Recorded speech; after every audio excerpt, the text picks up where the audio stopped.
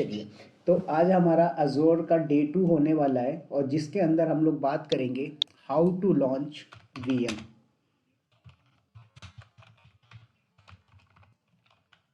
Launch VM in Azure cloud. अब जरा ये समझो कि वीएम जो है ये क्या है, राइट? तो देखो, सभी लोगों ने AWS क्लाउड पढ़ रखा है। AWS क्लाउड में हम लोग इसको बोलते हैं EC2 इंस्टांस, और यही चीज़ हम लोग अज़ोर क्लाउड में बोलते हैं वीएम, वर्चुअल मशीन।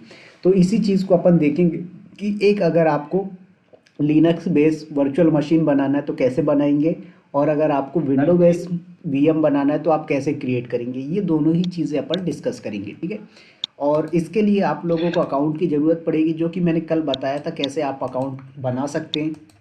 थोड़ा सा जैसे कुछ, आई थिंक वैसे तो समीर जी हैं, एक बार बता देता हूँ। समीर जी, इसमें आपको $200 मिलते हैं 30 डेज़ के लिए, जो कि आप अगर $200 के अंदर का बिल जनरेट होता है तो ये आपका इसमें से माइनस होता जाएगा, और 30 डेज़ के अंदर अगर आपने इसको यूज़ नहीं किया तो ये लैप्स हो जाता है, ख़त्म हो जाता है, ठीक है? तो आप इसको चाहे तो यूज़ करके ख़त्म करो या बिना यूज़ करे ही ख़त्म कर दो, वो आपके ऊपर है। हाँ, उसके 30 डेज़ के बाद कई सर्विसेज ऐसी हैं जो ऑलवेज फ्री है, तो आप उसको 12 मंथ तक यूज़ कर सकते हो, क्योंकि अज़ोर 12 मंथ तक का फ्री अकाउंट आपको देता है, ठीक है? तो आप लोग को अकाउंट बनाना है, कुछ नहीं लगेगा, आपका डेबिट कार्ड का डिटेल लगेगा, ₹2 डिडक्ट होगा वेरिफिकेशन के लिए, और उसके बाद आपका अकाउंट एक्टिवेट हो जाएगा फ्री ट्रायल का। कल का वीडियो वो आप देख लीजिएगा, समझ में नहीं आया तो मुझे पिंग कर लीजिएगा, ठीक है? तो हम लोग बात कर रहे हैं how to launch VM in Azure cloud. तो सबसे पहले हम लोग अज़ोर क्लाउड को लॉगिन करते हैं। तो यहाँ पर कुछ नहीं करना है, अज़ोर क्लाउड सर्च करिए आप। हाँ हाँ, आवाज़ आ रही है ना?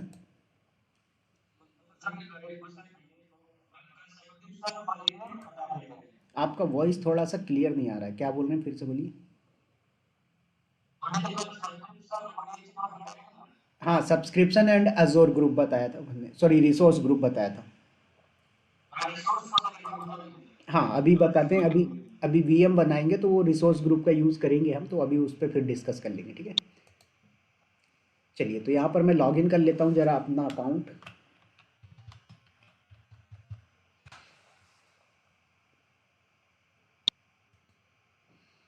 तो ये मेरा अज़ोर का अकाउंट लॉगिन हो चुका है, यहाँ पर आप लोग देख चुके हैं, राइट? ये क्या बोल रहा है भाई, एक मिनट, सॉरी।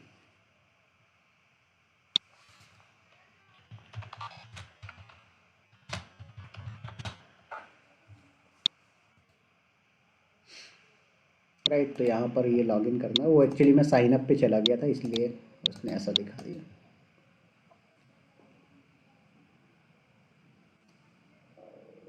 तो देखो, ये हमारा लॉगिन हो चुका, राइट? तो सबसे पहले हम बात करते हैं अज़ोर के अंदर रिसोर्स ग्रुप के बारे में कि रिसोर्स ग्रुप क्या होता है। तो यहाँ पर आप लोग देखेंगे कि रिसोर्स ग्रुप जो है वो एक कैटेगरी होती है। जैसे कल मैंने आपको एक हिरार्की बताया था। सबसे पहले आपका अकाउंट होता है, अकाउंट के अंदर आप सब्सक्रिप्शन बनाते हो, सब्सक्रिप्शन के अंदर हम रिसोर्स ग्रुप बनाते हैं, और रिसोर्स ग्रुप के अंदर हम लोग हमारे अज़ोर के रिसोर्सेज क्रिएट करते हैं। जैसे आपको वीएम क्रिएट करना है, वीनेट क्रिएट करना है, स्टोरेज क्रिएट करना है, बैकअप क्रिएट करना है, डेटाबेस क्रिएट करना है, जो भी आपकी अज़ोर की सर्विसेज है जिसे हम लोग रिसोर्स बोलते हैं, वो चीज़ आप कहाँ पर क्रिएट कर सकते हो, रिसोर्स ग्रुप में। तो जनरली रिसोर्स ग्रुप क्या है, एक ग्रुप होता है जहाँ पर आप मल्टीपल सर्विसेज को एक ही बार में देख सकते हो। फॉर एग्जाम्पल समझो इसका, मैंने बोला मेरी कंपनी है, इस कंपनी के अंदर 3 बंदे काम कर रहे हैं, तीनों बंदों का नाम मैंने बोल दिया, एक हरीश जी हैं, समीर जी हैं, और फारूक सर है, ठीक है? ये 3 बंदे काम कर रहे हैं। अब मैंने क्या बोला कि भाई हरीश जी जो है ये वीएम एंड वीनेट इन दोनों सर्विस पे काम करेंगे, और समीर जी जो है तो ये काम करेंगे सिक्योरिटी पे, ठीक है? जो भी सिक्योरिटी से रिलेटेड पार्ट होगा समीर जी देखेंगे। ऐसे ही मैंने बोला फारूक सर को जो काम करना है वो स्टोरेज एंड बैकअप पे या फिर स्टोरेज एंड डेटाबेस पे काम करेंगे, ठीक है? तो अब क्या होगा कि AWS क्लाउड में जब आप काम करते हो तो AWS क्लाउड में क्या होता है सर, आपको अलग अलग सर्विसेज सर्च करनी पड़ती है, राइट? आपको कोई ऐसा ऑप्शन नहीं मिलता कि आप ग्रुप बना पाओ। लेकिन अजोर के अंदर क्या होता है कि जैसे हरीश जी ने बोला कि सर मुझे वीएम और वीनेट इन दोनों पे काम करना है, तो ये क्या करेंगे, एक रिसोर्स ग्रुप बनाएंगे और उस रिसोर्स ग्रुप के अंदर ये दोनों ऐड कर देंगे। तो क्या होगा, जब हरीश जी को काम करना होगा तो इनको अलग से सर्च करने की ज़रूरत नहीं है कि कहाँ पर वीएम सर्विस है, कहाँ पर वीनेट सर्विस है, वो इनके रिसोर्स ग्रुप पे ही वीएम और वीनेट दिख जाएगी। तो ये एडवांटेज होता है हमारे रिसोर्स ग्रुप का। दूसरी चीज़, रिसोर्स ग्रुप जो है वो आप टीम के अकॉर्डिंग भी डिवाइड कर सकते हो। जैसे मैंने बोला, कंपनी के अंदर प्रोडक्शन टीम अलग काम करती है, डेवलपमेंट टीम अलग काम करती है, टेस्टिंग टीम अलग काम करती है, स्टेजिंग टीम अलग काम करती है। तो भैया मैं चाहता हूँ कि सभी बंदों का जो रिसोर्स ग्रुप है अलग अलग हो, कि जो आपका टेस्टिंग वाला बंदा है वो टेस्टिंग नाम के रिसोर्स ग्रुप पे काम कर पाए, जो डेवलपमेंट वाला बंदा है वो डेवलपमेंट नाम के रिसोर्स ग्रुप पे काम कर पाए। तो इसलिए आप रिसोर्स ग्रुप बनाते हैं तो उससे क्या होता है कि आपके रिसोर्सेज एक ही जगह पे दिखते हैं, प्लस उसके ऊपर आप कोई सिक्योरिटी वगैरह लगाना चाहते हो, कोई लॉक लगाना चाहते हो, तो वो चीज़ें आप इम्प्लीमेंट कर सकते हो आप अपने रिसोर्स ग्रुप के ऊपर। समझ में आया? हाँ बोलिए। नहीं, नहीं, अजोर के अंदर कंपलसरी। हाँ, बिल्कुल, बिल्कुल। एक रिसोर्स ग्रुप और एक आपका सब्सक्रिप्शन मैंडेटरी है अजोर के अंदर। अगर आपके पास कोई भी सब्सक्रिप्शन नहीं है, कोई भी रिसोर्स ग्रुप नहीं है, तो आप कोई भी रिसोर्स क्रिएट ही नहीं कर सकते, कोई भी सर्विस लॉन्च ही नहीं कर सकते आप। तो ये चीज़ आपको ध्यान रखना है। तो जैसे अगर मैं, हाँ बोलिए। वीनेट आपका, सब बात करेंगे। वीनेट आपकी सर्विस है, जैसे आपका एडब्ल्यूएस के अंदर बीपीसी होता है वैसे ही अजोर के अंदर वीनेट होता है। सब बात करेंगे, अभी आगे का मत सोचना, बस जो पढ़ा रहा हूँ उसको फोकस करना। अगर पता है तो अच्छी बात है, नहीं पता तो टेंशन मत लेना, ठीक है, सब कवर होगा।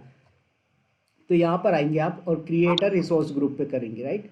तो यहाँ पर मैं क्लिक कर रहा हूँ, तो आपको यहाँ पर पूछेगा कि रिसोर्स ग्रुप कहाँ, एक मिनट, सॉरी, यहाँ पर नहीं, ये कहाँ गया रिसोर्स ग्रुप, दिख रहा है आपको?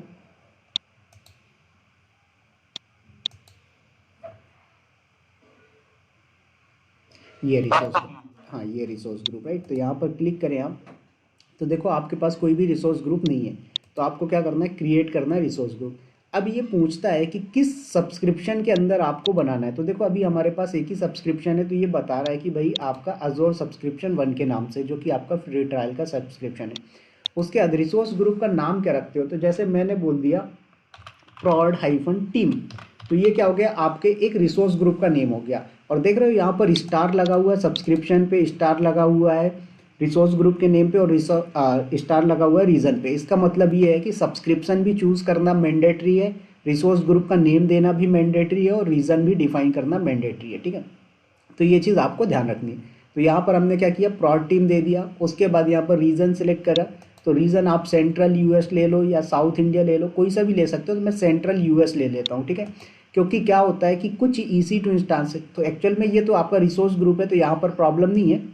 लेकिन जब आप रिसोर्स क्रिएट करोगे, वीएम क्रिएट करोगे, वर्चुअल मशीन, तो क्या होता है कि कुछ वर्चुअल मशीन जो फ्री टायर की पार्ट है वो आपके इंडिया रीजन पे सपोर्ट नहीं करते हैं, तो अदर रीजन पे करना पड़ता है। जैसे आप लोग एडब्ल्यूएस में भी देखते हो कि कुछ इंस्टांस का टाइप जो है वो दूसरे रीजन पे सपोर्ट नहीं करते, तो आपको क्या करना पड़ता है, फिर वहाँ पर रीजन चेंज करना पड़ता है या फिर इंस्टांस का टाइप चेंज करना पड़ता है। तो ऐसे ही अजोर में भी होता है कि कुछ वीएम जो होती हैं वो आपके डेडिकेटेड रीजन पे ही सपोर्टेड है। जैसे BS1 करके जो होता है वो इंडिया के साउथ रीजन पे आई थिंक सपोर्ट नहीं करता है, फ्री ट्रायल वाला। उसके अलावा आप दूसरा लोगे तो वो सपोर्ट करेगा, तो ऐसे ही होता है। तो यहाँ पर मैंने क्या किया है, नॉर्थ सेंट्रल यूएस ले लिया है, ठीक है। अब यहाँ पर कई बंदों के मन में क्वेश्चन क्या आता है कि सर हम रिसोर्स ग्रुप जिस रीजन में बना रहे हैं, क्या हमें वीएम उसी रीजन पे बनानी पड़ेगी? नहीं, आप चाहो तो रिसोर्स ग्रुप अलग रीजन पे बना लीजिए और वीएम अलग रीजन पे बना लो, ऐसा कोई भी प्रॉब्लम नहीं है, ठीक है। तो अभी मैंने क्या किया, नॉर्थ सेंट्रल यूएस लिया हुआ है, उसके बाद रिव्यू प्लस क्रिएट बोल रहा है, तो आपने क्लिक किया यहाँ पर, तो ये आपको दिखाएगा कि भाई कौन से सब्सक्रिप्शन पे आपका रिसोर्स ग्रुप बन रहा है, रिसोर्स ग्रुप का नेम क्या है और किस रीजन पे बन रहा है। फिर टैग्स अगर आपको देना है तो दे दो, नहीं देना तो मत दो, तो मैंने नहीं दिया है, फिर कर दिया क्रिएट। तो अब आपका एक रिसोर्स ग्रुप हो जाएगा क्रिएट, ठीक है। सो वेट करें, अब यहाँ पर रिफ्रेश कर लीजिएगा आप, तो यहाँ पर देखो दिखा दिया इसने, बट थोड़ा सा टाइम लेता अपडेट होने में, आ गया। अब उसके बाद इस रिसोर्स ग्रुप के अंदर आइए, आप क्या करिए, इस रिसोर्स ग्रुप के अंदर आइए, और इस रिसोर्स ग्रुप के अंदर देखो आपको दिखा रहा है कि कुछ चीज़ें रनिंग है क्या, तो नहीं है, अभी कुछ भी नहीं है। फिर क्रिएट पे क्लिक करें तो आपको बोल रहा है कि मार्केट प्लेस में भाई आपको क्या लेना है, कौन सी सर्विस लेनी है, राइट। तो आपको यहाँ पर उबंटू सर्वर मिल रहा है, एसक्यूएल सर्वर मिल रहा है, विजुअल स्टूडियो कोड है, विंडो 11 है, उसके बाद अल्मा लिनक्स है, डेटा साइंस वर्चुअल मशीन है, देख रहे हैं यहाँ पर। फिर ट्रेंडिंग में बता रहा है कि आपको ये सारी चीज़ें मिल गई, राइट। तो जो भी आपको लेना है वो आप यहाँ पर सब कुछ सिलेक्ट कर सकते हो, जो आपकी रिक्वायरमेंट हो उसके अकॉर्डिंग यहाँ पर आपको सब कुछ प्रोवाइड होता है। बस जो चीज़ें आप लेंगे उसका चार्जेस पे करना पड़ेगा। बात आई समझ में? क्या करेंगे, जो भी चीज़ें आप लेंगे उसका चार्जेस यहाँ पर आपको पे करना पड़ेगा। तो यहाँ पर आ जाइए आप वापस जरा रिसोर्स ग्रुप पे, और यहाँ पर सॉरी होम पे यहाँ पर आइए, और यहाँ पर देखें आपको वर्चुअल मशीन का ऑप्शन दिख रहा होगा, ये इस पर क्लिक करिए आप। अब यहाँ पर देख रहा है आपको दिखा रहा है कि no virtual machines to display. इसका मतलब क्या है कि कोई भी वर्चुअल मशीन इसके पास अभी अवेलेबल नहीं है। तो हमने बोला कोई दिक्कत नहीं, हम क्रिएट करेंगे। तो क्रिएट पे करिए तो देखो ऑप्शन आता है आपके पास कि आपको वर्चुअल मशीन क्रिएट करना है, या virtual machine scale set create करना है, या प्री सेट करना है, या फिर hybrid pre configured and high volume solution. तो अभी हम सब बात करेंगे, अभी हम डिस्कस कर रहे हैं वर्चुअल मशीन के बारे में। तो हमने सिलेक्ट किया वर्चुअल मशीन, ठीक है। अब यहाँ पर वर्चुअल मशीन पे आए तो ये पूछ रहा है देखो कि आपको कौन से सब्सक्रिप्शन पे क्रिएट करना है वर्चुअल मशीन, और किस रिसोर्स ग्रुप पे। तो देखो अगर मैंने यहाँ पर रिसोर्स ग्रुप पहले क्रिएट नहीं किया होता तो यहाँ पर ऑप्शन नहीं आता सिलेक्ट करने का।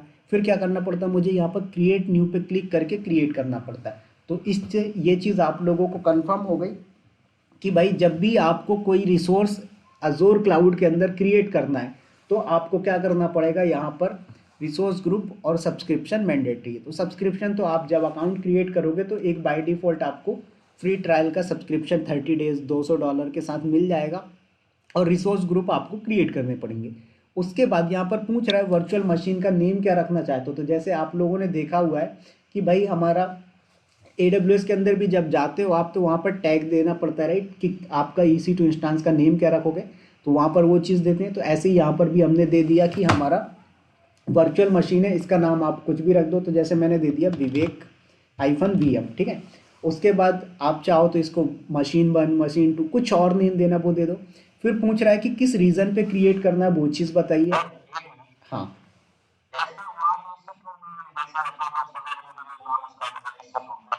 बिल्कुल।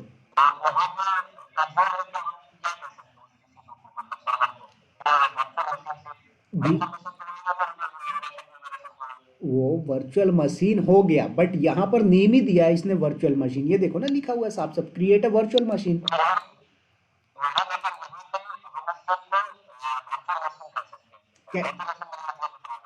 हाँ कह सकते नहीं, कहते ही हैं हम लोग। अज़ोर क्लाउड के अंदर जो हमारा वर्चुअल मशीन है उसको वर्चुअल मशीन ही बोला जाता है।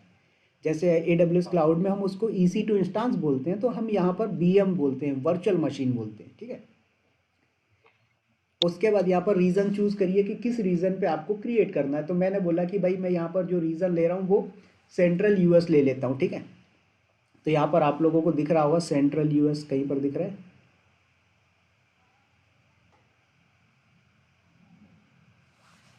देखिए ये सेंट्रल इंडिया है आपका, US भी मिल जाएगा, US east, central India, south Africa,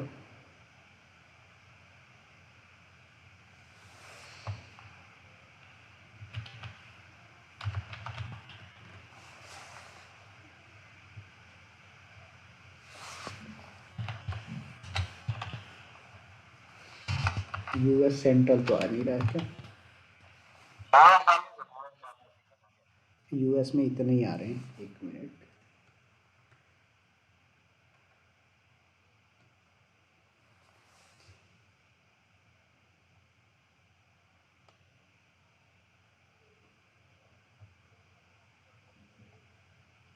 चलिए कोई नहीं, तो मैं क्या करता हूँ अभी ईस्ट US लेके चल रहा हूँ, ठीक है, कोई प्रॉब्लम नहीं है, आप कोई भी ले सकते हो, बट यहाँ पर सेंट्रल US आता तो वो ज़्यादा बेटर रहता।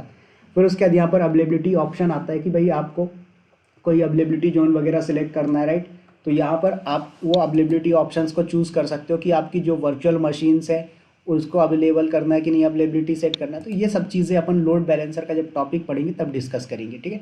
तो यहाँ पर आप availability zone no infrastructure redundancy required कर दीजिए, तो ये ऑप्शन आपका हट जाएगा। ठीक है, उसके बाद नेक्स्ट आता है इमेज का। तो आपको सॉरी, इमेज से पहले सिक्योरिटी टाइप आ रहा है, राइट। तो अब यहाँ पर सिक्योरिटी टाइप में क्या पूछ रहा है कि स्टैंडर्ड लेनी या ट्रस्टेड लॉन्च वर्चुअल मशीन लेना है या कॉन्फिडेंशियल वर्चुअल मशीन लेना है, तो आप कोई सा भी ले सकते हो। तो अभी यहाँ पर क्या करते हैं, हम ट्रस्टेड लॉन्च वर्चुअल मशीन लेते हैं। ये क्या बोल रहा है, protect against persistent and advance attack on gen 2 virtual machine with configuration feature like secure boot and virtual trusted platform module. तो ये आपका जो है तो टीपीएम होता है। टीपीएम से क्या होता है कि आपकी जो सिक्योरिटी होती है वो हाई हो जाती है। तो ये हार्डवेयर लेवल की सिक्योरिटी की बात कर रहा है, राइट। और आप चाहो तो स्टैंडर्ड ले लो, तो क्या है, the basic level of security for your virtual machine, तो ये आपको ले लेगा। तो आप यहाँ पर जो ऑप्शन चूज़ करेंगे वो रहेगा। ठीक है, तो मैं यहाँ पर क्या कर रहा हूँ, अभी स्टैंडर्ड लेके चल रहा हूँ।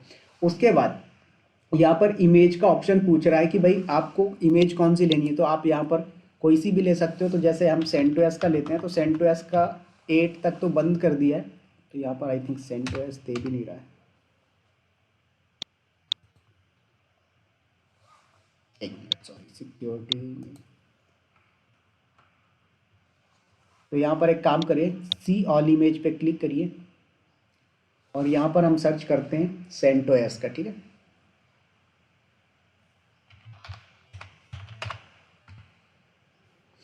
देखो आ गया सेंटोस 7.9 7.8। तो आप कोई सा भी ले सकते हो। तो जैसे मैं यहाँ पर ले रहा हूँ सेंटोस का 7.9। तो अभी अवेलेबल है कि आपके पास नहीं है, देखो यहाँ पर आ नहीं रहा है। आप दूसरा ले लो। तो यहाँ पर देखें आपके सामने आ रहा है ये कि रेडिट लेना है, उबंटू लेना है। तो आप कोई सा भी ले सकते हो। तो एक बार मैं देखता हूँ, वैसे आएगा नहीं सेंटोस 7, क्योंकि मार्केट से हट चुका है। सेंटोस 9 ले लो, ये आ जाएगा। पाइथन की मशीनें दे रहा है ये। चलो एक काम करते हैं, अपन इसको हटा दो, आप ले लीजिए कोई दूसरा। ठीक है, उबंटू का ले लीजिए या रेडिट का ले लीजिए, जो लेना वो ले लो। तो मैं उबंटू का ही ले लेता हूँ। ठीक है, तो इसको अपन कर देते हैं सिलेक्ट, उबंटू का एक्स जेन 2। उसके बाद नेक्स्ट आपने यहाँ पर पूछ रहा है कि जो वीएम आर्किटेक्चर वो कौन सा लेना है। तो देखो आपका जो एडब्ल्यूएस होता है वहाँ पर भी वीएम आर्किटेक्चर पूछता था कि आपको कौन सा लेना है, 64 एआरएम लेना है या 64 बिट वाला लेना है। ये कंपनी का फ़र्क होता है, तो आप यहाँ पर चूज़ कर सकते हो। उसके बाद यहाँ पर पूछ रहा है कि वीएम का साइज़। तो देखो ये कौन सा आपका, मैंने बताया था कि देखो ये सपोर्ट नहीं करता है VS1 वाला। तो ये साफ साफ लिखा हुआ भी है, this size is currently unavailable in east US for this subscription. तो आपको क्या करना पड़ेगा, रीज़न चेंज करना पड़ेगा। ठीक है, तो यहाँ पर हम क्या करते हैं,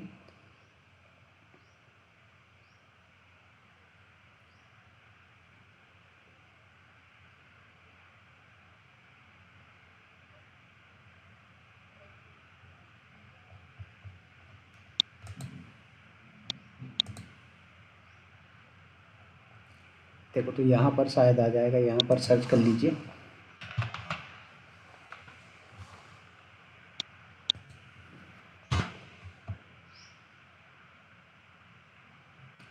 ठीक है, ये अभी रजिस्टर्ड नहीं है, तो इनको रजिस्टर्ड करने पड़ेंगे जोन को, रीजन्स को। ठीक है, तो एक काम करें, अभी आप जिस पे सपोर्ट कर रहा है वो वाला ले लो आप। शायद ऑस्ट्रेलिया ईस्ट पे देखते हैं एक बार।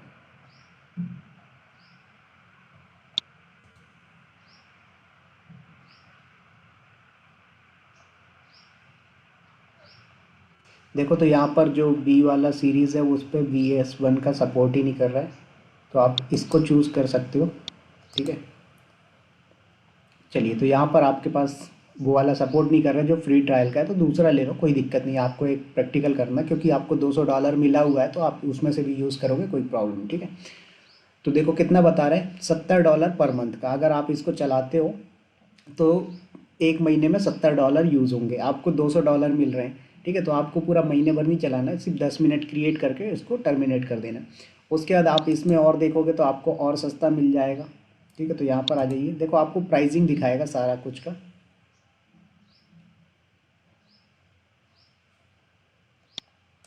तो यहाँ पर प्राइसिंग आ रहा है, देखो ये आपको आ रहा है प्राइसिंग, ये $8 पर मंथ आ रहा है, राइट। तो आप इसको सिलेक्ट कर लो। तो ये बोल रहा है कि भाई ये फ्री सर्विस का पार्ट भी है। ठीक है, फ्री सर्विस एलिजिबल कौन सा, B2 ATS। ठीक है, तो कोई दिक्कत नहीं, चलो आपको ये फ्री टायर का मिल गया। उसके बाद हिबरनेट का ऑप्शन आप इनेबल कर सकते हो। तो पहले ये हिबरनेट का ऑप्शन नहीं मिलता था, अभी इसने देना स्टार्ट कर दिया। जैसे आपका जो AWS क्लाउड है हिबरनेट का ऑप्शन देता है, राइट। तो ये हिबरनेट क्या बोलता है, hibernate is not supported by the size that you have selected, choose a size that is compatible with hibernate to enable this feature. तो क्या बोल रहा है कि आपने जो इंस्टांस चूज किया हुआ है इस पे हिबरनेट का ऑप्शन सपोर्टेड नहीं है। आपको क्या करना है, हिबरनेट का ऑप्शन इनेबल करना है, तो आपको हैवी साइज का इंस्टांस लेना पड़ेगा, ठीक है। तो यहाँ पर आपको कोई दिक्कत नहीं है, हिबरनेट का ऑप्शन पता चल गया कि इनेबल यहाँ से हो सकता है, बट वो इंस्टांस सपोर्ट करना चाहिए। उसके बाद नेक्स्ट आता है एडमिनिस्ट्रेटर अकाउंट। भैया जो आप हिबरनेट में क्या होता है कि जैसे आपका कोई डेटा है, ठीक है, तो आपने अपने ओएस को बंद किया, तो आपका जो डेटा है वो टेम्परेरी डिस्क पे स्टोर होगा, तो वो टेम्परेरी डिस्क से डिलीट नहीं होगा अगर हिबरनेट का ऑप्शन ऑन है। तो और अगर हिबरनेट का ऑप्शन ऑन नहीं है और आपने अपने मशीन को ऑफ किया ऑन किया, तो वो जो टेम्परेरी डिस्क का डेटा है वो डिलीट हो जाता है। तो ये एडवांटेज होता है आपके हिबरनेट का। समझ में है? क्लियर हुआ हरीश जी? चलिए, ठीक है। अब इसके बाद यहाँ पर एडमिनिस्ट्रेटर अकाउंट, मतलब जो आप वीएम बना रहे हो उस वीएम को आप कैसे एक्सेस करोगे। तो देखो AWS क्लाउड के अंदर आपको क्या होता है, सिर्फ एक ही ऑप्शन मिलता है SSH की का, राइट। बट यहाँ पर आपको दोनों मेथड बोलता है कि भाई SSH की का ऑप्शन भी दे रहा है और पासवर्ड का भी दे रहा है। तो देखो आप यहाँ पर SSH की पे तो यूजर नेम क्या रखोगे, पासवर्ड क्या बोल रहा है, जनरेट न्यू की पेयर, यूज एन एग्जिस्टिंग की स्टोर्ड इन अजोर, और यूज एग्जिस्टिंग पब्लिक की। तो अगर मैं ये वाला ऑप्शन चूज करता हूँ तो यहाँ पर क्या होता है कि की पेयर अपलोड करने का ऑप्शन आ जाता है। तो जैसे आप लोग अपने लिनक्स पे कमांड चलाते हो SSH-की, तो उससे क्या होता है की जनरेट होती है, और वो वाली वैल्यू को आप यहाँ पर क्या करिए, ला के पेस्ट कर दीजिए। तो इससे क्या हो जाएगा कि आपका ये जो की है वो आपका जो नया वाला है, जैसे मैं एक दिखाई देता हूँ एग्जांपल, या फिर आप पुट्टी सॉफ्टवेयर यूज करते हैं तो पुट्टी जैन होता है आपके पास, ठीक है। देखो ये पुट्टी जैन आपका सॉफ्टवेयर पड़ा हुआ है, यहाँ पर आइए और जनरेट कर दीजिए आप, ठीक है। तो जब जनरेट करोगे तो यहाँ पर एक आपको की वैल्यू मिलेगी, और ये प्राइवेट वाली की आप अपने पास रखिएगा, और ये वैल्यू को उठा के यहाँ पर आप डाल दीजिएगा, ठीक है। सो वेट करें, इसको जनरेट होने दो।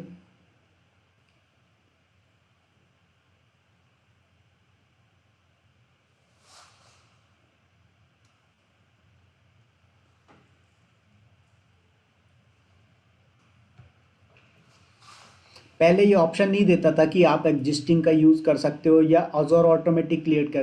तो 2019 में क्या होता था कि ये आपको बोलता था आप अपना की पेयर बनाइए और अपलोड करिए। आपको ये तीनों ऑप्शन नहीं देता था कि आप यहाँ पर जो है तो अपना खुद का की पेयर डालो, सॉरी एग्जिस्टिंग यूज़ करो, की पेयर आपको खुद का ही डालना पड़ता था।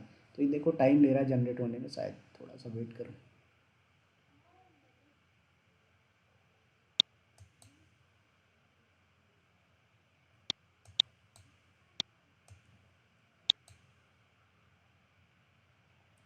राइट, तो आगे देखो ये की पेयर वैल्यू आ गई आपके सामने, इसको उठाइए आप और पूरा का पूरा डाल दीजिए। ये आपने किया, और ये प्राइवेट वाले को सेव करो, और उसके बाद यहाँ पर आके आप पेस्ट कर दीजिए, ठीक है। तो यहाँ पर ये ऑप्शन अभी देने लगा है, 2019-20 में ये ऑप्शन नहीं था, आपको सिर्फ एक ही ऑप्शन होता था, जनरेट न्यू की पेयर का, सॉरी यूज एन एग्जिस्टिंग वाला। तो ये ऐसे लिखा हुआ नहीं आता था, डायरेक्ट आपको पूछता था कि भाई ये की पेयर का जो वैल्यू है वो डिफाइन करो, ठीक है। अगर आपने ऑप्शन में क्या ले रखा है, SSH की लग रखा है, बट यहाँ पर इसने क्या किया, अपडेट कर दिया अभी इसको। अब आपके पास अजोर क्लाउड में पहले से कोई की है तो आप उसको चूज कर सकते हो। उसके बाद आप चाहते हो कि नहीं अजोर खुद आपको बना के दे दे, तो आपको बना के दे देगा। उसके बाद यहाँ पर RSA और ED दोनों मेथड आ गए। अब ED वाला मेथड जो है वो आपको AWS क्लाउड में मैंने बताया हुआ था कि ये क्या होता है, आपके विंडोज़ वाले पे सपोर्ट नहीं करता है, सिर्फ लिनक्स पे सपोर्ट करता है। तो ये चीज़ है, आप यहाँ पर RSA ले लो। फिर उसके बाद यहाँ पर आप चाहते हो नहीं मुझे पासवर्ड मेथड लेना है, तो यहाँ पर आवा जाइए पासवर्ड पे। तो पूछ रहा है कि यूज़र नेम क्या होना चाहिए, तो जैसे मैंने यूज़र नेम दे दिया विवेक, ठीक है। पासवर्ड क्या दे रहा है, तो मैंने दे दिया पासवर्ड अपने अकॉर्डिंग जो मुझे बेटर लग रहा है। तो ये क्या बोल रहा है, 12 से 72 कैरेक्टर लॉन्ग होना चाहिए, ठीक है। तो मैं एक काम करता हूँ, ये मैंने दे दिया, ये 12 कैरेक्टर का नहीं है क्या अभी भी, 12 कैरेक्टर का छोटा पड़ रहा आई थिंक। तो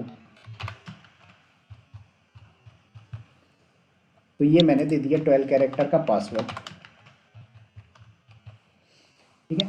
अब उसके बाद पूछ रहा है कि आप यहाँ पर इनबाउंड पोर्ट रूल्स, मतलब आप इस पे सिक्योरिटी ग्रुप लगाना चाहते हो कि या नहीं। तो देखो यहाँ पर दो ऑप्शन मिल रहे हैं, एक पब्लिक इनबाउंड पोर्ट का, दूसरा मिल रहा है आपके पास सिलेक्ट इनबाउंड पोर्ट रूल, कि आप कौन सा पोर्ट अलाउ करना चाहते हो। तो यहाँ पर नन और अलाउड सिलेक्टेड पोर्ट का दोनों में क्या डिफरेंस होता है। अगर आपने नन का ऑप्शन लिया तो आपके जो वीएम है, जो वर्चुअल मशीन है, उस पर सिक्योरिटी ग्रुप नहीं लगेगा, जो फायरवॉल है वो नहीं लगेगा। लेकिन AWS क्लाउड को अगर मैं यहाँ पर कंपेयर करूँ तो AWS क्लाउड में क्या होता है कि भाई आपका जो सिक्योरिटी ग्रुप है, बोले तो फायरवॉल है, वो कंपलसरी है। लेकिन यहाँ पर अजोर क्या बोलता है कि अगर आपको नहीं लगाना तो मत लगाइए। बट कंपनी के अंदर ऐसा नहीं होता, कंपनी के अंदर कंपलसरी होता है फायरवॉल लगाना। ये चीज़ आपको पता होगी, ऑलरेडी आप लोग सभी लोग वर्किंग है। यस और नो हरीश जी, आज तक आपने कोई ऐसा मशीन बनाया है, चाहे AWS क्लाउड का हो या किसी अदर क्लाउड पे, जिस पे फायरवॉल का रूल ना हो या फायरवॉल ही ना लगाया हो आपने?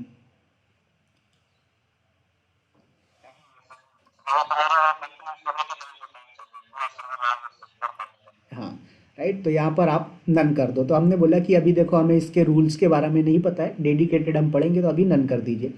अगर आप यहाँ पर अलाउ सिलेक्टेड पोर्ट करते हैं तो कौन कौन से पोर्ट आप अलाउ करना चाहते हो वो यहाँ से आपको चूज़ करना है। तो बाय डिफ़ॉल्ट ये 3 ही दे रहा है, right, SSH, HTTP and HTTPS। तो अभी हमने बोला इसको नहीं ले रहे हैं, नन कर देते हैं।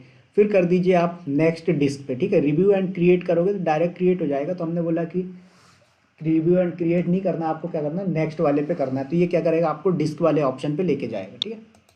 चलिए, उसके बाद यहाँ पर बोल रहा है कि भाई आपका जो VM डिस्क है इसको एनक्रिप्शन करना है कि नहीं करना, एनक्रिप्शन एट होस्ट, राइट। तो जो होस्ट मशीन है आप पे, उस पर एनक्रिप्शन लगाना है कि नहीं लगाना है, ये चीज़। उसके बाद OS डिस्क साइज़, तो बाय डिफ़ॉल्ट ये कितना दे रहा है, 30 GB का दे रहा है। आप चाहो तो यहाँ पर कोई और ज़्यादा साइज़ का लेना है तो आप वो ज़्यादा साइज़ का भी ले सकते हो, कि भाई आप मुझे 50 GB का दे दो, 100 GB का दे दो। तो जितना आपको लेना है वो आप यहाँ पर डिफाइन कर सकते हैं, समझ में आया? चलिए, तो यहाँ पर हमें बाय डिफ़ॉल्ट 30 GB का मिल रहा है तो हमने 30 GB का ले लिया। अब उसके बाद यहाँ पर क्या आ रहा है आपके पास ऑप्शन की OS डिस्क का टाइप। तो OS डिस्क जो है आप कौन सी लोगे, तो इसके बारे में हम पढ़ेंगे कि कौन सी डिस्क में कितना चार्जेस लगता है, ये सारी चीज़ें। जैसे हम लोगों ने AWS क्लाउड में पढ़ा था EVS वॉल्यूम के बारे में, कि भाई कितने टाइप की EVS वॉल्यूम होती है, किसका क्या प्राइसिंग होता है, वो सारी चीज़ें। तो ऐसे ही हम इसके बारे में भी डिस्कस करेंगे कि प्रीमियम SSD कब काम करती है, स्टैंडर्ड SSD कब बेटर होता है, या फिर स्टैंडर्ड HDD कब यूज़फुल होगा, प्रीमियम SSD जो है वो कब लेना है, स्टैंडर्ड SSD ये आपका कब लेना है, जब जोन रिटर्डेंट डेटा के लिए। तो ये चीज़ें, तो अभी हमने बोला by default premium SSD selected है, सिलेक्टेड। अब उसके बाद यहाँ पर आपके पास आ रहा है डिलीट विद VM का ऑप्शन। तो देखो ये सब चीज़ें ना 2019 और अभी में बहुत फ़र्क आ गया है। जब मैंने 2019 और 20 में अजोर क्लाउड पढ़ा था, उस टाइम पे इतने फीचर्स नहीं देता था ये। अभी क्या है, इसने पूरा AWS की तरह फीचर देना स्टार्ट कर दिया। देखो अभी डिलीट विथ VM आ रहा है। इसका मतलब क्या है कि जब आप वर्चुअल मशीन अपनी VM को डिलीट करोगे तो उसके साथ साथ ये क्या करेगा, आपके स्टोरेज को भी डिलीट कर देगा। लेकिन अगर आपने इसको अनटिक करा तो क्या होगा, आपका सिर्फ VM जो है वर्चुअल मशीन वो डिलीट होगा, आपका स्टोरेज डिलीट नहीं होगा, ठीक है। फिर उसके बाद यहाँ पर की मैनेजमेंट का ऑप्शन आ रहा है कि आप यहाँ पर प्लेटफॉर्म मैनेज्ड की लेना चाहते हो या कस्टमर मैनेज्ड की लेना चाहते हो। तो ये क्या बोल रहा है, no available disk encryption set with customer manage, right. तो ये बोल रहा है कि आपने डिस्क एनक्रिप्शन नहीं लगाया है, तो यहाँ पर आपकी मजबूरी है कि आपको प्लेटफॉर्म मैनेज्ड की ही लेना पड़ेगा, ठीक है। उसके बाद इनेबल अल्ट्रा डिस्क कॉम्पेटिबिलिटी। अब अल्ट्रा डिस्क कॉम्पेटिबिलिटी का मतलब क्या होता है कि ये बोल रहा है कि अजोर अल्ट्रा डिस्क जो है वो हाई थ्रूपुट हाई IOPS के साथ आपका डेटा ट्रांसफ़र करता है। तो अगर आपको फास्टर स्टोरेज वाला ऑप्शन चूज़ करना है तो अल्ट्रा डिस्क कॉम्पेटिबिलिटी इनेबल कर दीजिए। बट वही है, जितने फीचर्स आप इनेबल करोगे उतने आपको एक्स्ट्रा पैसे लगेंगे। ये चीज़ आप लोगों को ध्यान रखना है, ठीक है। उसके बाद नेक्स्ट ऑप्शन आता है यहाँ पर data disk for Vivek VM। तो क्या बोल रहा है, create and attach a new disk, attach an existing disk. तो आप इस पर कोई एग्जिस्टिंग डिस्क वगैरह अटैच करना चाहते हो तो कर सकते हो, नहीं करना तो मत करो, ठीक है। तो ये आपके ऊपर रहता है। उसके बाद नेक्स्ट पे करिए, आप नेटवर्किंग पे आ जाएंगे। अब यहाँ पर नेटवर्किंग में जब आते हैं तो पूछ रहा है कि वर्चुअल नेटवर्क, जैसे आप लोग AWS क्लाउड में VM बोल रहा हूँ, BPC क्रिएट करते हो। तो बाय डिफ़ॉल्ट AWS क्लाउड में क्या होता है कि आप BPC नहीं भी क्रिएट करेंगे, क्या होगा सर, आप अगर BPC क्रिएट नहीं भी करते हैं तब भी क्या हो जाएगा, आपका EC2 इंस्टेंस लॉन्च हो जाएगा। लेकिन क्यों? क्योंकि वहाँ पर डिफ़ॉल्ट बीपीसी होता है, लेकिन अजोर में ऐसा नहीं। अजोर में बाय डिफ़ॉल्ट कोई भी बीनेट नहीं होता है, तो हम यहाँ पर बीपीसी ना कॉल करके क्या बोलते हैं, वीनेट बोलते हैं, वर्चुअल नेटवर्क। ठीक है, तो ये क्या बोल रहा है कि आपका जो वीनेट बनेगा उसका नेम क्या होगा, न्यू विवेक वीएम नेट, वीनेट। अगर आप कोई अदर क्रिएट करना चाहते हो तो क्रिएट न्यू पे क्लिक करके आप अपने अकॉर्डिंग क्रिएट कर सकते हो। उसके बाद सबनेट, तो बोल रहा है कि ये डिफ़ॉल्ट में आईपी ले रहा हूँ, तो मैंने बोला ठीक है, डिफ़ॉल्ट आईपी ले रहा हूँ, ले लीजिए। फिर पब्लिक आईपी बोल रहा है कि आपको लेना है, या फिर आप चाहो तो इस पर नन का ऑप्शन भी लगा सकते हो, तो पब्लिक आईपी नहीं मिलेगी। तो हमने बोला हम लेंगे पब्लिक आईपी। फिर उसके बाद क्या बोल रहा है, public IP address have a nominal change, pricing के बारे में पूछ रहा है। उसके बाद यहाँ पर एनआईसी, तो आप लगाना चाहते हो क्या, सिक्योरिटी वगैरह। ठीक है, तो यहाँ पर आपको सिक्योरिटी लगानी है, तो वापस से वही सिक्योरिटी ग्रुप के लिए बेसिक, नहीं तो नन। उसके बाद delete public IP and NIC when VM is deleted, इसको टिक करके चलें, तो इससे क्या होगा, पब्लिक आईपी और वीएम दोनों जो है डिलीट होगी तब जब आपका वर्चुअल मशीन डिलीट करोगे। फिर उसके बाद इनेबल एसेलरेटेड नेटवर्किंग। अब एसेलरेटेड नेटवर्किंग का मतलब क्या होता है सर, कि अगर आपका जो वर्चुअल मशीन है उस पर फास्टर स्पीड चाहिए, सपोज दैट कि ये आपका एक वर्चुअल मशीन है। अब इस वर्चुअल मशीन पे क्या होता है, कभी कभी हैवी साइज़ का डेटा आने लगता है, तो जब हैवी साइज़ का डेटा आएगा तो इसको हाई इंटरनेट स्पीड चाहिए होगी, और हाई इंटरनेट स्पीड कब मिलेगा, जब इसका नेटवर्किंग सपोर्ट करेगा। अगर मैं बात करूं कि किसी बंदे को 5G नेटवर्क चलाना है, तो वो क्या 2G मोबाइल पे 5G नेटवर्क चला पाएगा? फारूक सर, समीर जी, हरीश जी, राइट। अगर किसी बंदे को भाई, अगर मैं बोलूँ आज मेरे मेरे सिस्टम पे कितनी इंटरनेट की स्पीड आ रही है, स्पीड टेस्ट पे मैं करता हूँ तो 400-500 Mbps आनी चाहिए मेरे हिसाब से, काफ़ी स्लो आ रही है। तो ठीक है, अभी कोई प्रॉब्लम नहीं, 1-2 MB आ रही, मैं एक एग्जांपल ले रहा हूँ। ठीक है, 100 Mbps तक भी अगर आती है मेरी स्पीड, ठीक है, देखो अभी बढ़ गई, वो कभी कभी नहीं लेते, तो मैं बोल रहा हूँ 80 Mbps आ रहा है। अगर मेरा सिस्टम ही सपोर्ट नहीं करेगा 80 Mbps का, तो मुझे क्या ये स्पीड का एडवांटेज मिलेगा? नहीं मिलेगा। तो यही चीज़ आप यहाँ पर कर सकते हो कि भाई जो एसेलरेटेड नेटवर्किंग है इनेबल करना चाहते हो कि नहीं। तो अभी यहाँ पर आपको ये ऑप्शन ही नहीं दे रहा, क्या बोल रहा है, the resource provider Microsoft network should be register in order to enable accelerated networking. तो इसको आपको रजिस्टर करना पड़ेगा, तब जाके आपको ये एक्सेलरेटेड नेटवर्किंग का फीचर मिलेगा।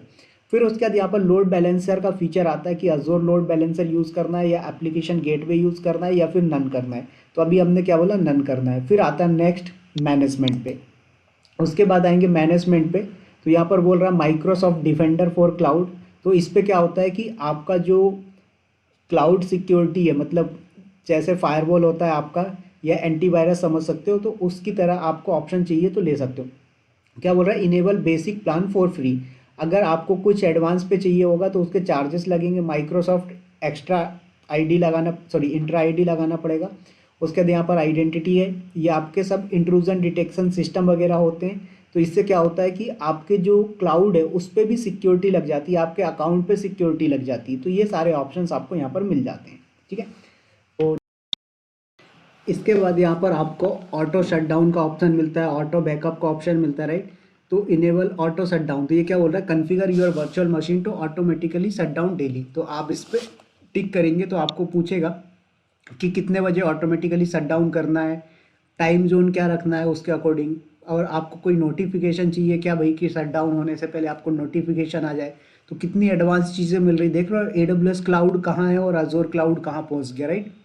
AWS क्लाउड में क्या होता है, यही काम अगर आपको ऑटो शट डाउन करना होता तो क्या करते, पहले तो एक EC2 इंस्टेंस बनाते, EC2 इंस्टेंस बनाने के बाद आपको क्या करना पड़ता है, लैम्डा फंक्शन यूज़ करना पड़ता है। या लैम्डा फंक्शन यूज़ नहीं करते तो उनकी एक सर्विस होती है, क्या तो नाम है उसका, सिस्टम कुछ करके आता है, ठीक है, वो सिस्टम ऑटोमेशन के लिए वो सर्विस है, मुझे नेम याद नहीं आ रहा उसका।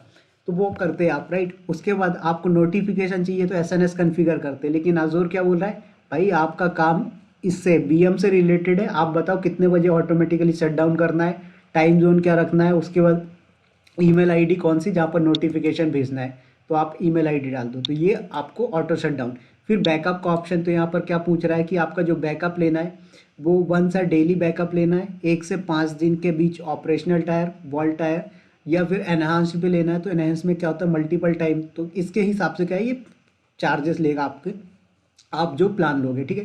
तो मैंने क्या बोला कि भाई मुझे यहाँ पर जो है तो नहीं लेना। फिर पूछ रहा है रिकवरी सर्विस वॉल्ट, तो ये चीज़ें अपन बात करेंगे। अभी रिकवरी सर्विस वॉल्ट जो है इसका नेम नहीं है, तो आपका डिफ़ॉल्ट उठा रहा है। आप चाहो तो क्रिएट न्यू पे करके आप अपना नेम दे सकते हो। तो हमने बोला अभी हमें बैकअप का ऑप्शन नहीं चाहिए। फिर गेस्ट ओएस अपडेट, अब क्या बोल रहा है कि आपका जो ओएस है इसको अपडेट करना है कि नहीं करना है, ये चीज़ें आपसे पूछ रहा है। तो आप यहाँ पर ओएस अपडेट वगैरह की रिलेटेड कर सकते हो। तो यहाँ पर अगर आप टिक करते हो गेस्ट ओएस असेसमेंट, तो ये चीज़ें आपको इनेबल करके देगा। फिर पैच ऑर्केस्ट्रेशन, तो आप यहाँ पर पैचिंग अपडेट करना चाहते हो कि नहीं करना चाहते हो, ये ऑप्शन दे रहा है। फिर रिबूट सेटिंग, क्या बोल रहा है, reboot if required, never reboot always reboot. तो जैसे कई बार होता है, आप लोगों ने देखा होगा हमारे कंप्यूटर लैपटॉप में क्या होता है, अपडेट आ जाता है तो क्या बोलता है कि रिबूट करो, राइट। तो ये क्या बोल रहा है कि अगर आपका जो मशीन है वो आपसे मांग रहा है रिबूट के लिए, तो करना चाहिए या नहीं करना चाहिए। तो आपने बोला कभी मत करना, तो नहीं करेगा, भले मांग रहा है। लेकिन अगर आपने बोला नहीं, अगर रिबूट मांग रहा है तो रिबूट कर देना, और आपने बोला कभी भी रिबूट कर देना, तो ऑलवेज रिबूट करेगा। तो ये आपके पास ऑप्शंस अवेलेबल है। तो देख रहे हो आपके सामने एक ऐसा फील आता है कि आपके सामने फिजिकल लैपटॉप रखा हुआ है, फिजिकल सर्वर रखे हुए हैं आपके सामने, जो मतलब कंट्रोल आपको फिजिकल सर्वर पे मिलता है, वो पूरा कंट्रोल अज़ूर आपको दे रहा है वर्चुअल चीज़ों पे। तो यही कारण है कि आज के टाइम पे बहुत सारी कंपनियां जो है अज़ूर पे मूव हो रही हैं, क्योंकि चीज़ों को इसने आसान बनाना स्टार्ट कर दिया है। अगर यही चीज़ AWS क्लाउड दे देता तो अज़ूर क्लाउड उठ ही नहीं पाता। ठीक है, तो ये मार्केट है, जो जितना बेटर ऑप्शन देगा उतना ज़्यादा मार्केट में ग्रो करेगा। उसके बाद यहाँ पर नेक्स्ट मॉनिटरिंग पे करिए आप। तो यहाँ पर आपको पूछ रहा है कि भाई बूट डायग्नोस्टिक का ऑप्शन इनेबल करना है कि नहीं करना है। तो क्या बोल रहा है, enable with manage storage account, enable with custom storage account, disabled. अब ये बूट डायग्नोस्टिक क्या होता है, जैसे आपका जो बूटिंग प्रोसेस होता है, सभी लोगों को पता है बूटिंग प्रोसेस क्या होती है, यस और no. Farooq sir, Sameer ji and Harish ji, boot process क्या होता है मुझे बताएंगे आप लोग।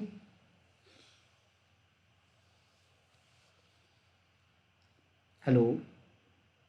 सर हाँ सुनिए सर बट आइडिया नहीं हम्म, चलो मैं बता देता हूँ।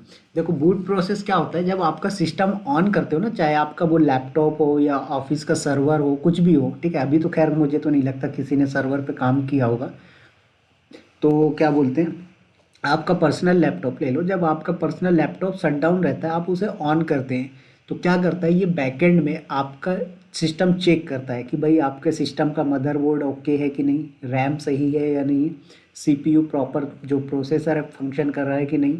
उसके बाद आपका जिस स्टोरेज डिवाइस मतलब हार्ड डिस्क या SSD में ऑपरेटिंग सिस्टम डला है उसमें कोई प्रॉब्लम तो नहीं है। उसके बाद OS जो है आपका ऑपरेटिंग सिस्टम करप्ट तो नहीं हुआ है, कई बार होता है OS करप्ट हो जाता है। तो ये सारी जो प्रोसेस होती है ये बूट डायग्नोस्टिक कहलाता है, मतलब बूट प्रोसेस कहलाता है। तो उस बूट प्रोसेस को अगर आप डायग्नोस्ट करना चाहो, मतलब उसकी प्रॉब्लम को फाइंड आउट करना चाहो, तो आप इसको इनेबल कर दो, नहीं करना है तो डिसेबल कर दो। क्या बोल रहे हैं, there is a nominal charge for the manage storage account. तो अगर आपको मैनेज स्टोरेज अकाउंट लेना है तो इसका क्या होगा, नॉमिनल चार्जेस लगेगा, ठीक है। तो ये ऑप्शन आपको इनेबल करके रखना है, कब, जब आपको डायग्नोस्ट करना है।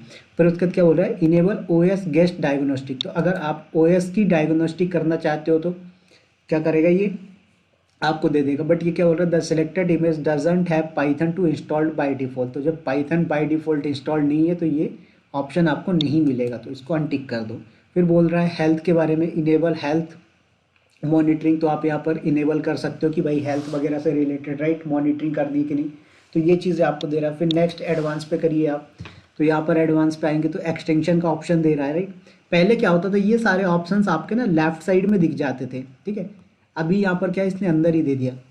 तो अब ये एक्सटेंशन का मतलब क्या होता है कि कोई भी एक्स्ट्रा कॉन्फ़िगरेशन या ऑटोमेशन टूल आपको डालना है। जैसे EC2 इंस्टांस, जब आप AWS के अंदर EC2 इंस्टांस करते हैं तो वहाँ पर आता है यूज़र डेटा का ऑप्शन। सभी लोगों को पता है यूज़र डेटा का ऑप्शन क्या काम करता है,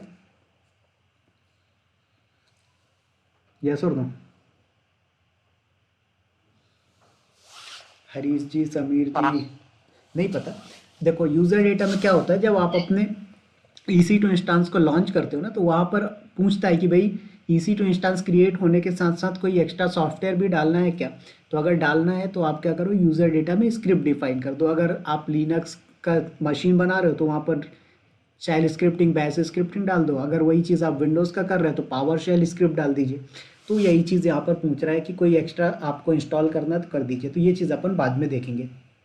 फिर उसके बाद यहाँ पर देखो पूछ भी रहा है कस्टम डेटा, कुछ चीज़ें एक्स्ट्रा डालनी है तो डाल दीजिए, नहीं तो कोई दिक्कत नहीं। फिर उसके बाद यहाँ पर NVMe लेना है क्या आपको, तो सारी चीज़ें देख रहे हो आप, अपने जो पर्सनल सिस्टम पे जो चीज़ें मिलती हैं आपको, NVMe चाहिए, M.2 चाहिए, ये आपके SSD के टाइप होते हैं, तो आप वो सब ऑप्शन इनेबल कर सकते हो।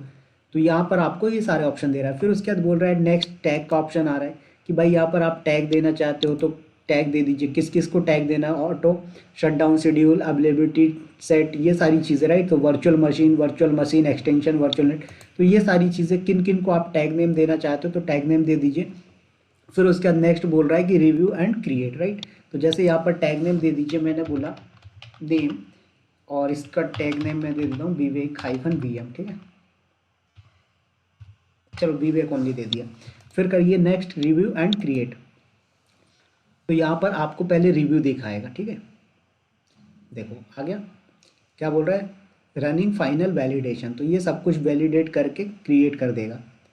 और देखो बता भी रहा है सब्सक्रिप्शन क्रेडिट अप्लाई, इतना जो 0.0119 USD पर आवर के हिसाब से ये चार्जेस लेना स्टार्ट कर देगा आपसे, ठीक है। तो वेट करें इसका थोड़ा सा, ये एज़ कम्पेयर टू AWS थोड़ा सा स्लो है कन्फिग्रेशन में, बाकी फीचर्स बहुत अच्छे दिए हैं इसने, इतना अच्छा अच्छा फीचर इसने प्रोवाइड किया है कि कस्टमर अब आपका अट्रैक्ट हो जाएगा। फीचर्स ये हाँ। सब तो नहीं होगा। हम्म। AWS से ज्यादा फीचर्स है, मतलब थोड़े अगर नहीं, उसका क्रिएट करना हो। थोड़े नहीं, बहुत ज़्यादा हैं। अभी तो सिर्फ हमने BM पढ़ा है, अभी आगे चल के जो भी सर्विसेज पढ़ेंगे ना, सारी सर्विसेज में इतने फीचर्स हैं कि आप खुद ही हैप्पी हो जाओगे कि सर सच में इसने वो फीलिंग दी है कि हमें भी काम करने में मज़ा आएगा, ठीक है। तो देखो यहाँ पर इसने सारा कुछ आपको रिव्यू करके दिखा रहा है कि देखो ये नेम कौन सा यूज़ हो रहा है, ईमेल आईडी कौन सी है, सब्सक्रिप्शन पूछ रहा है कौन सा सब्सक्रिप्शन पे बन रहा है, किस रिसोर्स ग्रुप के अंदर बन रहा है, वर्चुअल मशीन का नेम क्या है, किस रीजन पे बन रहा है, अवेलेबिलिटी जोन का ऑप्शन क्या है, फिर उसके बाद जोन का ऑप्शन सिलेक्टेड है या सेल्फ सिलेक्टेड है, फिर अवेलेबिलिटी जोन एक यूज़ होगी या मल्टीपल, सिक्योरिटी का टाइप क्या है, इमेज कौन सी ली है इसने, VM का जो वर्चुअल मशीन का आर्किटेक्चर है वो कौन सा है, इमेज का साइज़ क्या है, ह्यूमनेट इनेबल है क्या, पासवर्ड का अथेंटिकेशन टाइप पासवर्ड है या SSH की है, यूज़र नेम क्या है बता रहा है विवेक, अजोर स्पॉट। फिर डिस्क के बारे में इंफॉर्मेशन दे रहा है कि OS डिस्क का जो साइज़ है वो कौन सा लिया है, OS डिस्क का जो टाइप है वो कौन सा लिया है, फिर पूछ रहा है यूज़ मैनेज डिस्क यस और नो, फिर डिलीट OS विथ VM बोल रहा है इनेबल है या नहीं, उसके बाद ईफिमरल स्टोरेज लिया है कि नहीं आपने, नेटवर्किंग के बारे में बता रहा है। फिर उसके बाद यहाँ पर आएंगे मैनेजमेंट की इन्फॉर्मेशन दे रहा है, फिर मॉनिटरिंग की इन्फॉर्मेशन दे रहा है, एडवांस में कुछ चीज़ें टैग की पूछ रहा है कि किस किस को क्या टैग दिया तेरे को, तो वर्चुअल नेटवर्क जो बनेगा उसको विवेक नाम से देगा। फिर उसके बाद यहाँ पर वर्चुअल मशीन एक्सटेंशन, मतलब ये 14 रिसोर्सेज जिन पे क्या होगा विवेक नाम का टैग एप्लीकेबल होगा।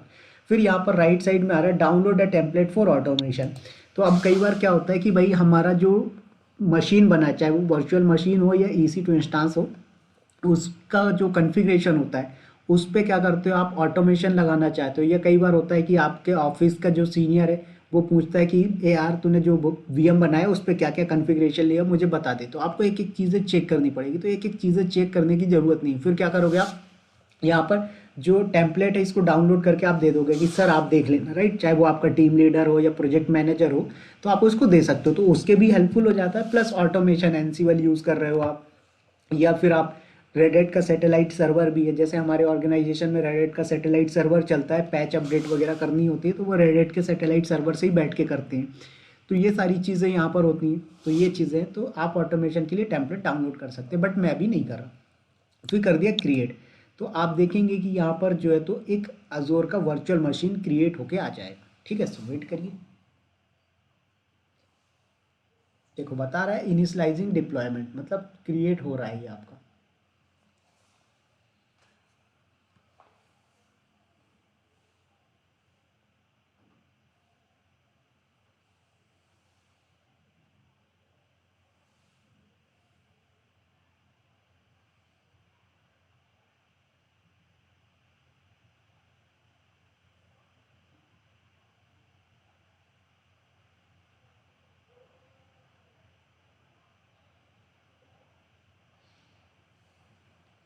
ठीक है, तो देखो यहाँ पर आ गया आपके सामने एक वीएम की आईपी आ गई है, उसके बाद ये आपका वीएम आ गया है, ये सारी चीज़ें आपको दिखा रहा है। माइक्रोसॉफ्ट डिफेंडर फॉर क्लाउड लगा दिया इसने। तो यहाँ पर आएंगे आप, रिसोर्स ग्रुप के अंदर आइए, तो देखो दिखा रहा है सारी चीज़ें आपके रिसोर्स ग्रुप के अंदर आ गई है, क्या चीज़ें क्रिएट हुई हैं, राइट। और किस जगह पे क्रिएट हुई है वो चीज़ भी बता रहा है आपको। तो सॉरी, ये यहाँ पर 3 रिसोर्स ग्रुप बन गए हैं, तो कोई दिक्कत नहीं। प्रॉड टीम नाम का बनाया था आपने, यहाँ पर आ जाइए, प्रॉड टीम के अंदर दिखाएगा आपको कि कोई रिसोर्सेज है या नहीं। तो देखो यहाँ पर कोई भी नहीं है। उसके बाद थोड़ा सा मैं बैक आता हूँ इससे, वापस से रिसोर्स ग्रुप पे, विवेक वीएम ग्रुप करिए, इस पे आएगा आपका, देखेंगे रिसोर्स क्या बोल रहा है। देखो विवेक वीएम नाम से बना हुआ है। अब यहाँ पर एक क्वेश्चन आया, एक सेकंड रुकिएगा।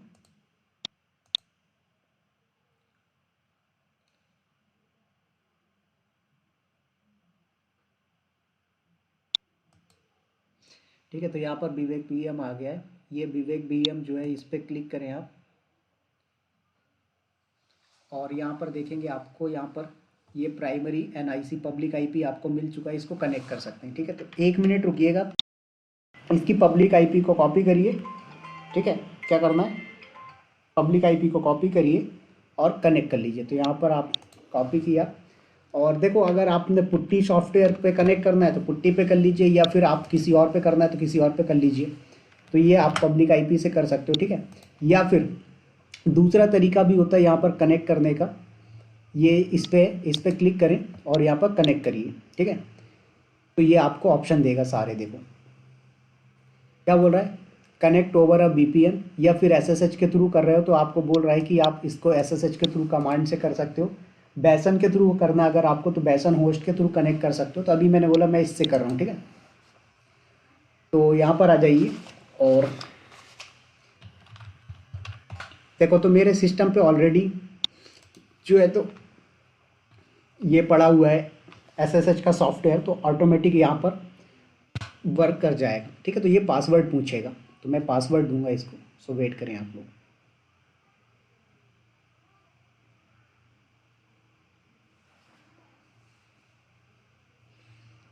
क्या बात है, कनेक्ट नहीं हो रहा,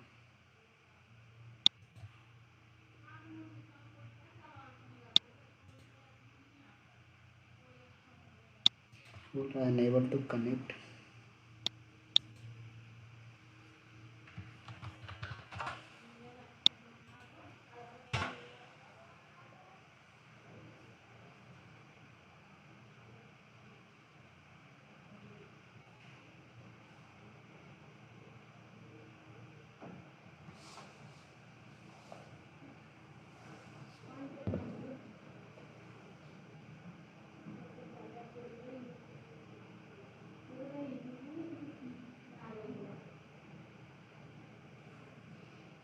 चलो ये यहाँ पर सर वो की जहाँ पर है।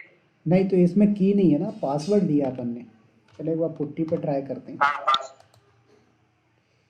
तो यहाँ पर देखो एसएसएच तो ऑटोमेटिक उठा लेता, तो आपको एसएसएच देना ही नहीं है। और ओपन करते हैं,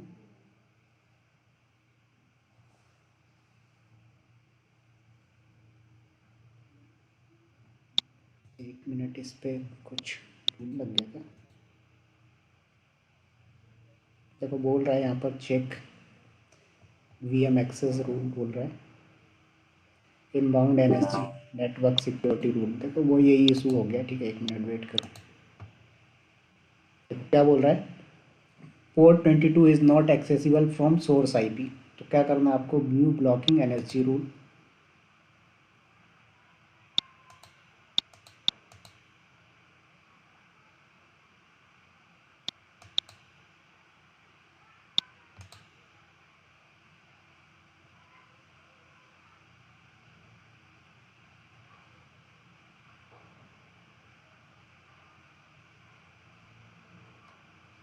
सर वो नाम में ऐड करना पड़ेगा शायद। हाँ हाँ हाँ, वही 1 मिनट। तो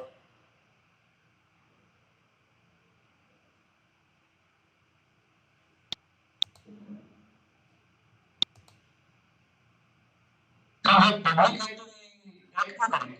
वो वही नहीं बताएंगे सच में। वही चीज़ें समझ में नहीं आई ना यहाँ पर। 1 minute, no port rules to display. जैसे आज तक वो बंद कर देते थे साथ साथ उसके तो नहीं नहीं, तो वहाँ पर अपन ने स्किप किया है ना, इसलिए अगर उसको स्किप नहीं करते तो वो लेना नहीं चाहिए था वहाँ पर।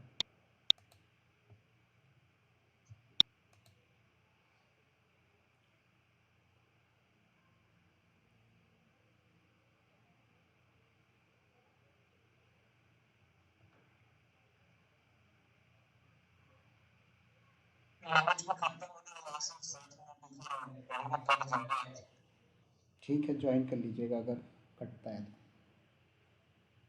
सो यहाँ पर था, एक सेकेंड।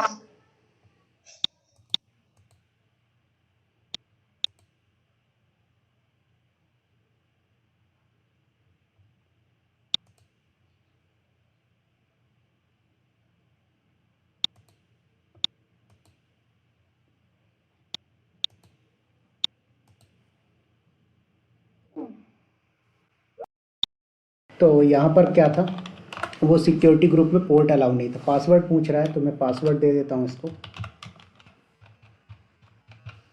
तो देखो आप कनेक्ट कर जाओगे इससे, हो गया कनेक्ट। तो देखो आ गया vivek@vm। तो आप इस तरीके से जो है तो एक वर्चुअल मशीन क्रिएट कर सकते हो अपने अजोर क्लाउड पर, उसको कनेक्ट कर सकते हो। अब इसके आगे बूटिंग वगैरह का पूरा प्रोसेस है जो कि अपन नेक्स्ट क्लास में देखेंगे, तो वो मैं आपको बताऊंगा कि कैसे वो बूट डायग्नोस्टिक करते हैं, जैसे रीबूट वगैरह करोगे तो पूरी प्रोसेस दिखाता है, तो वो सब चीज़ें अपन बात करेंगे, ठीक है। बाकी रूट यूज़र से लॉगिन करना है तो आप यहाँ पर रूट यूज़र से लॉगिन कर सकते हो। तो देखो आप रूट यूज़र से लॉगिन हो गए, तो इस तरीके से आप जो है तो यहाँ पर काम कर सकते हैं। समझ में आया सभी को यहाँ तक, फारूक सर और समीर जी, अनिल जी, हरीश जी? चलिए ठीक है, चलिए ठीक है, तो फिर मिलते हैं अपन नेक्स्ट क्लास में। और मैं एक चीज़